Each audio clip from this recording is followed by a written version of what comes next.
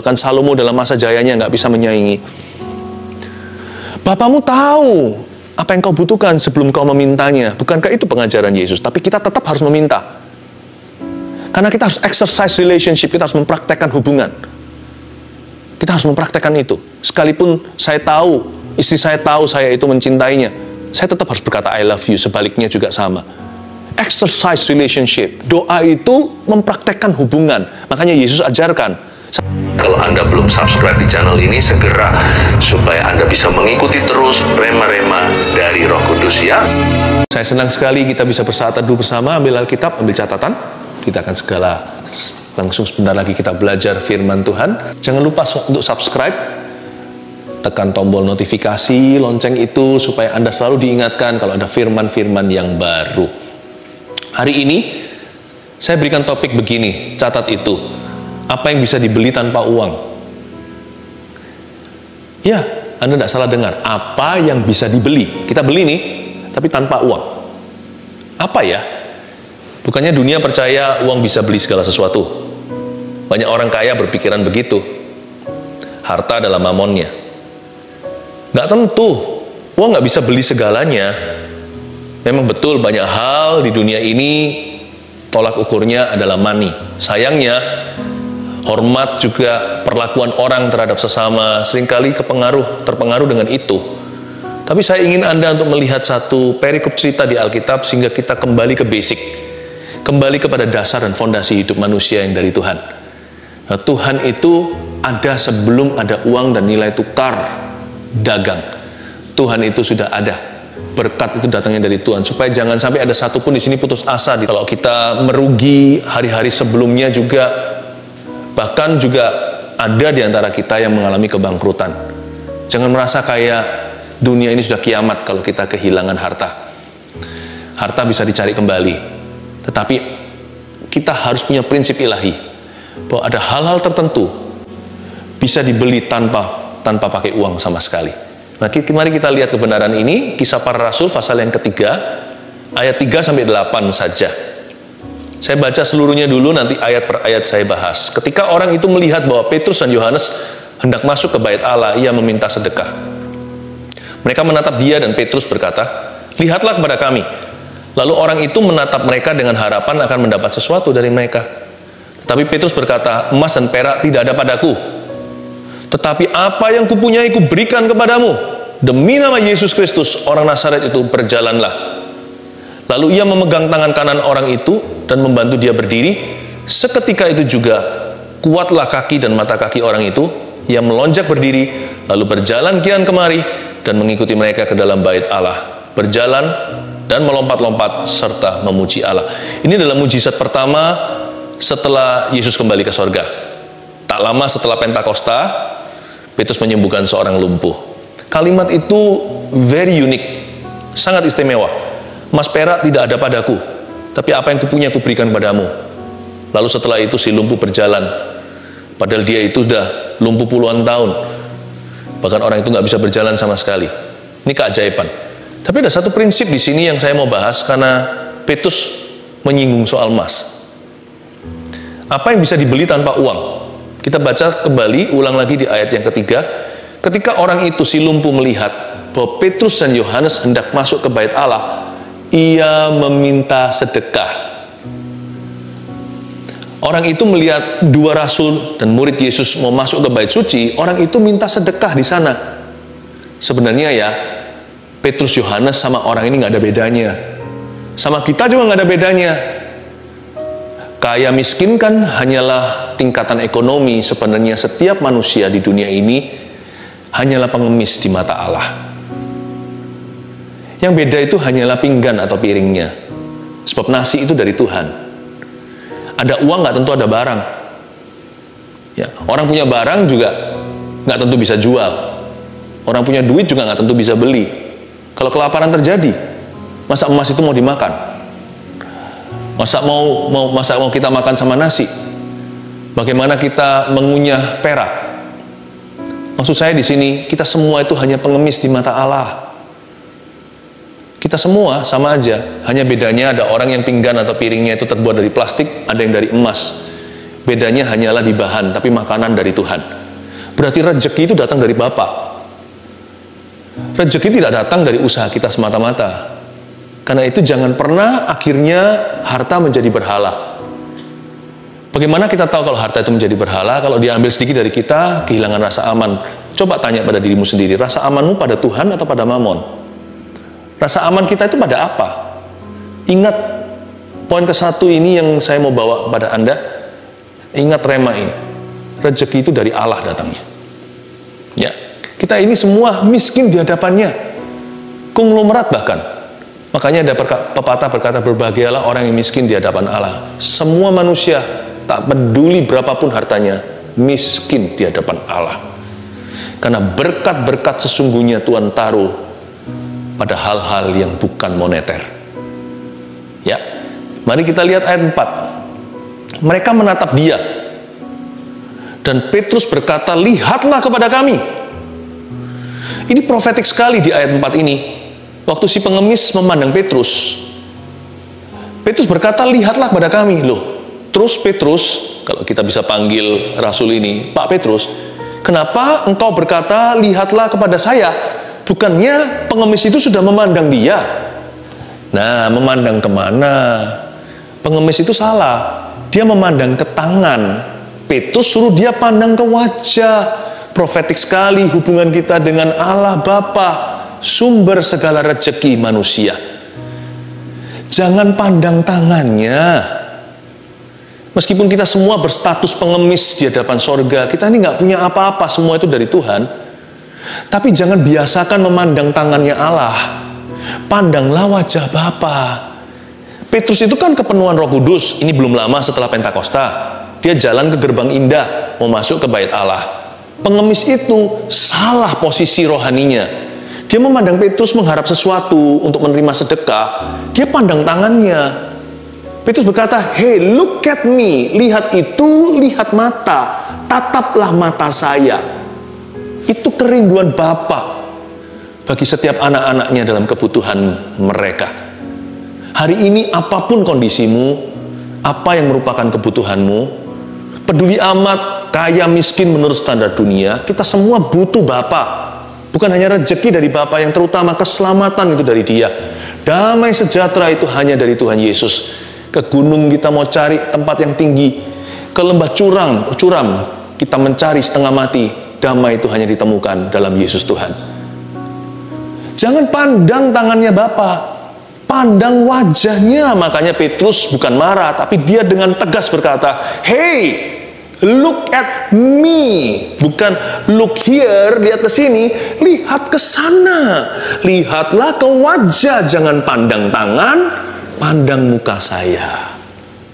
Makanya di Alkitab dikatakan berkali-kali, ku cari wajahmu, bukan ku cari tanganmu. Makanya Yesus memperjelasnya di Perjanjian Baru, carilah dahulu kerajaan sorga dan kebenarannya. Carilah dulu sang raja, dan jadi benar dulu hidup itu. Segala sesuatu ditambahkan. Tepat sekali di ayat 5. Lalu orang itu menatap mereka dengan harapan akan mendapat sesuatu dari mereka.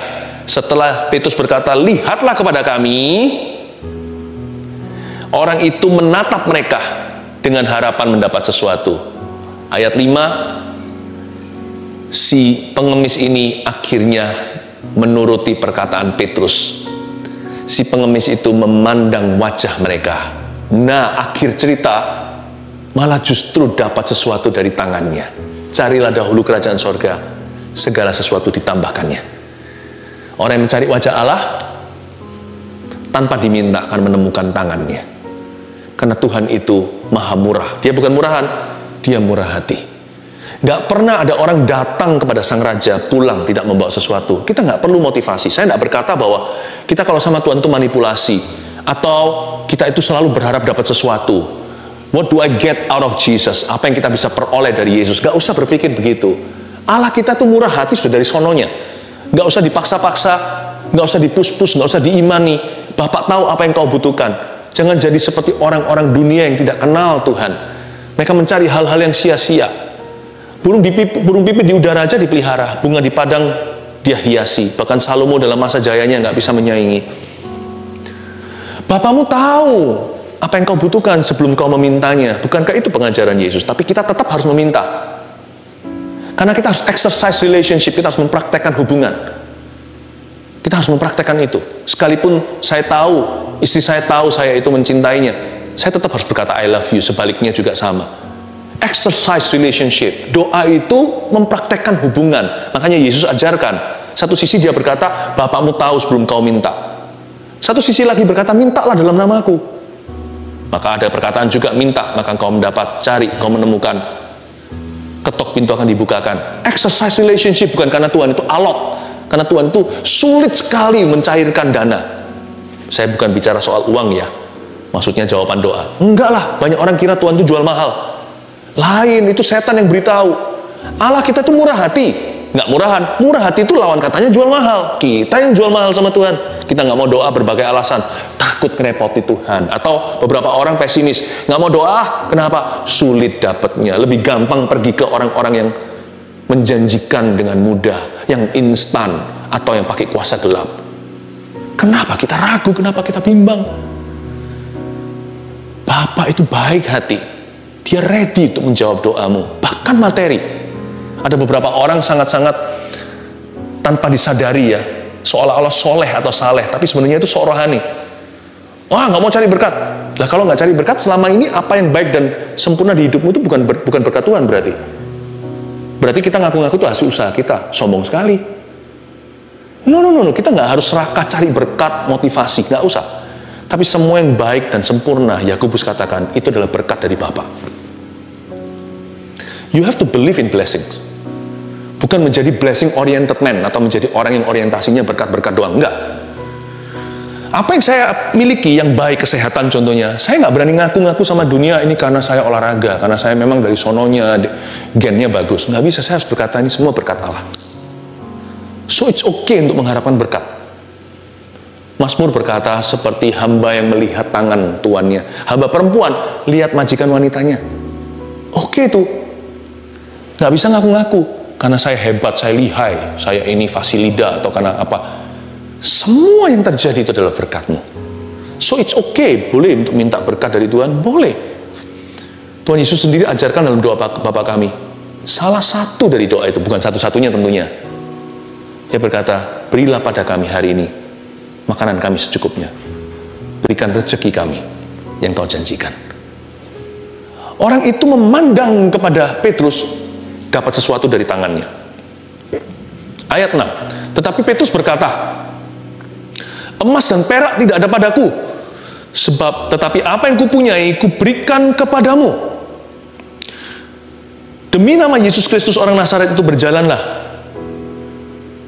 Kenapa dia nggak hanya sembuhkan saja? Kenapa dia berkata emas dan perak nggak ada padaku?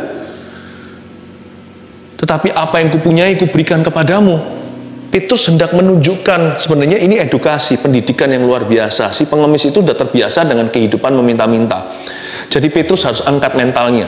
Petrus nggak tertarik hanya sembuhkan fisiknya. Dia juga harus memperbaiki mentalitasnya.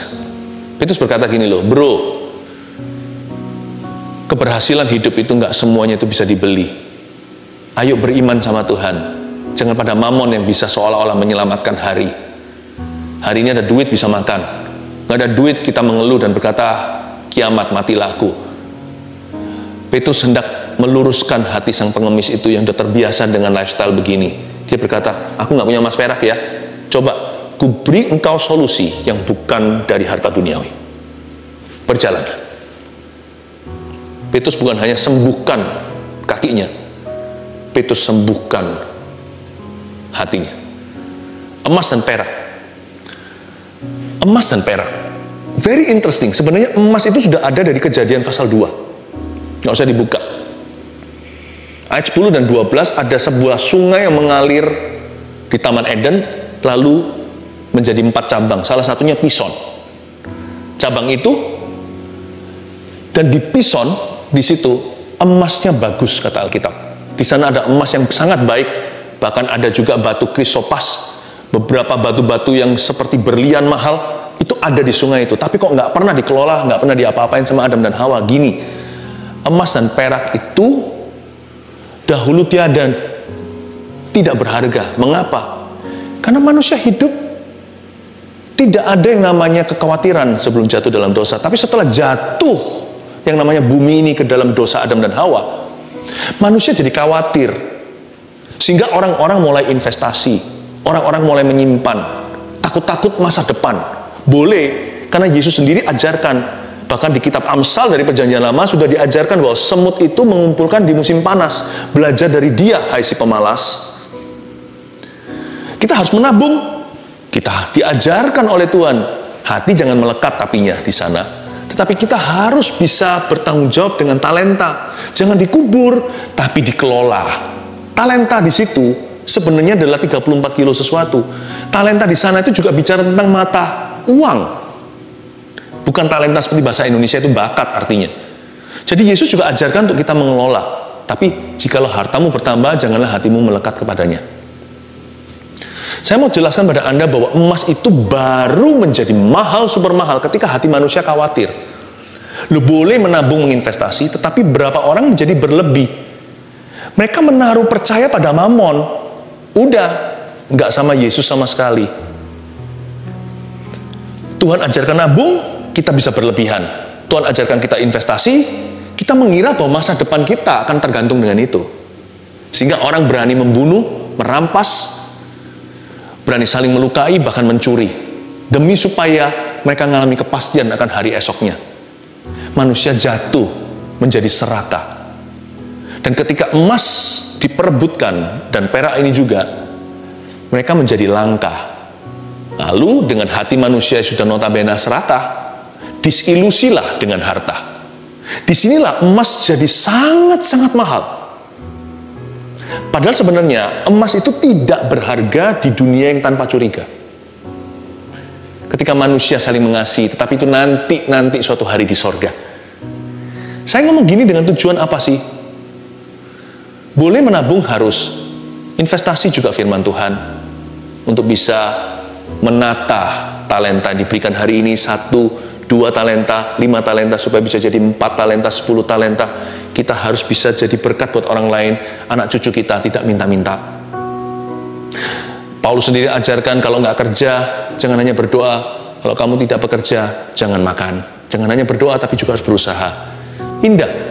Tapi ingat, saya mau bawa semua ke perspektif yang benar, supaya hatimu rasa amannya bukan pada benda. Emas perak juga. Supaya hati kita bukan pada dunia. Hatimu harus melekat pada Kristus, karena rezeki dari situ, gunung batuku, itulah keselamatanku. Coba tanya pada dirimu sendiri. Saya pernah merenungkan gini, saya ajak Anda masuk dalam perenungan saya. Kalau tanpa uang ya, saya masih punya apa ya? Pernah mikir nggak? Petrus kan berkata gini, emas dan perak nggak ada padaku. I don't have that. Tapi apa yang kupunyai, kuberikan padamu. Nah, kalau dia nggak punya emas perak, dia punya sesuatu yang bisa menyembuhkan si lumpuh. Dia berkata, emas perak nggak ada pada saya, tapi apa yang saya punya, saya berikan kepada Anda.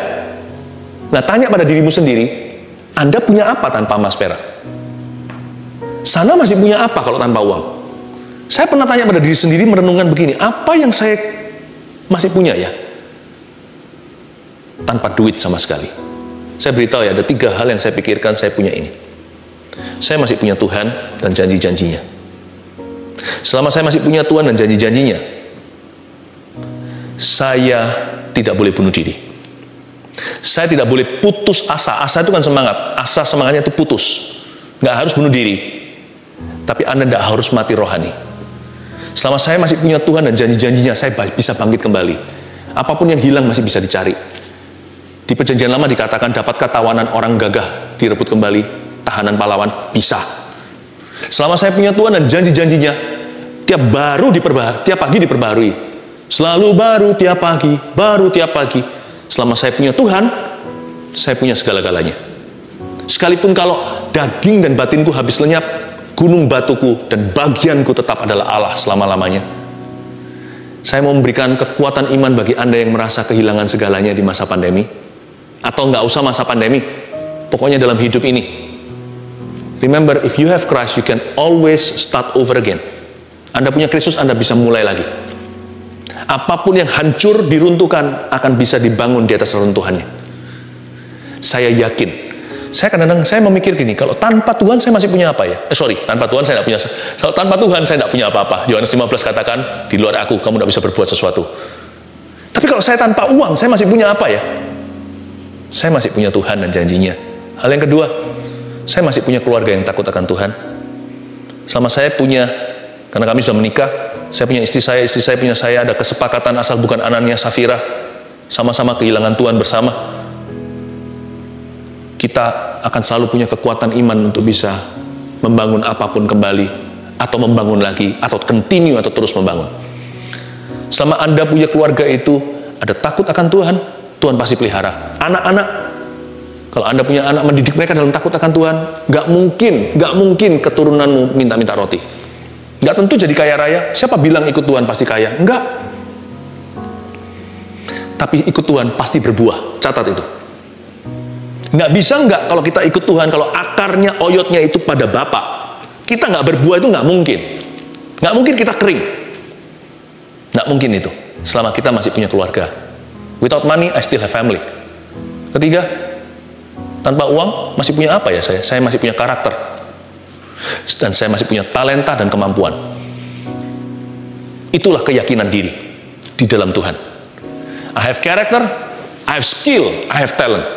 Yang bisa aku persembahkan untuk orang lain dan bisa Tuhan pakai dan juga bisa Tuhan jamah menjadi sumber berkatnya. Sekarang catat ini ya, saya kasih yang tadi itu kan renungan saya. Sekarang saya kasih Anda 2 poin sederhana, Anda bisa bawa pulang ke dalam hatimu. Pegang teguh 2 hal ini, you and I, Anda dan saya harus miliki di tahun ini. Kita nggak boleh tidak harus miliki ini. Apa yang bisa dibeli tanpa uang? 1, kepercayaan. Kepercayaan Tuhan dan kepercayaan orang lain. Oh, itu bisa dibeli tanpa uang. Loh, kok bisa pakai kata dibeli ya? Meskipun nggak pakai uang belinya, tapi Anda harus bayar harga untuk memenangkan kepercayaan. Kasih Tuhan itu cuma-cuma. Kepercayaannya itu you must earn it. Karena Tuhan sendiri berkata, kalau kamu bisa dipercaya dengan perkara sederhana atau perkara kecil, kamu bisa dipercaya dengan perkara yang rumit dan perkara besar. Kasih Tuhan itu cuma-cuma, karena begitu besar kasih Allah pada dunia waktu kita masih berdosa, Yesus sudah mati untuk kita. Kepercayaan. Nggak apa-apa, sekalipun sekarang Anda belum lihat hasil, asal kepercayaan itu meningkat, kepercayaan Allah dan kepercayaan orang lain Anda bertanggungjawabkan, Anda punya masa depan. Sekalipun sekarang sering disia-siakan, ditipu orang, atau dikecewakan. Tapi kalau Anda selalu membawa diri menjadi orang kepercayaan, salahnya itu bukan pada Anda. Anda bukan alamat salah. Anda bisa disalahi. Tapi kalau Anda menjaga kepercayaan yang diberikan kepadamu dari Kristus setiap hari dan dari orang sekelilingmu, tahukah? Itulah permulaan rezekimu. Orang bisa bangkrut karena hilang harta. Selama dia adalah orang yang bisa dipercaya, pasti akan selalu dicari oleh dunia. You can lose a job. You can lose a job. You can never be jobless for long. Tidak bisa lama tanpa pekerjaan, karena Tuhan pasti mengirim seseorang untuk merekrut Anda. Kepercayaan. Ingat ya, itu bisa dibeli tanpa uang, tapi harus membayar harga, karena Anda harus tahan pencobaan. Harus mempertahankan kepercayaan. Yang kedua, penyertaan. Selama ada penyertaan Tuhan, ada penyertaan kuasa Tuhan, percayalah, penyertaan itu tidak bisa dibeli dengan uang. Tetapi ketika Anda dan saya mau membayar harganya, hidup sungguh-sungguh dan takut akan Tuhan, penyertaan itu ada. Tuhan itu membedakan antara orang fasik dan orang benar. Tuhan membuat perbedaan. Saya ngomong sama Tuhan begini setiap hari. Dan terutama kalau permulaan tahun, pergantian tahun begitu, saya selalu ngomong begini, Lord, satu hal saya minta dan hanya satu itu.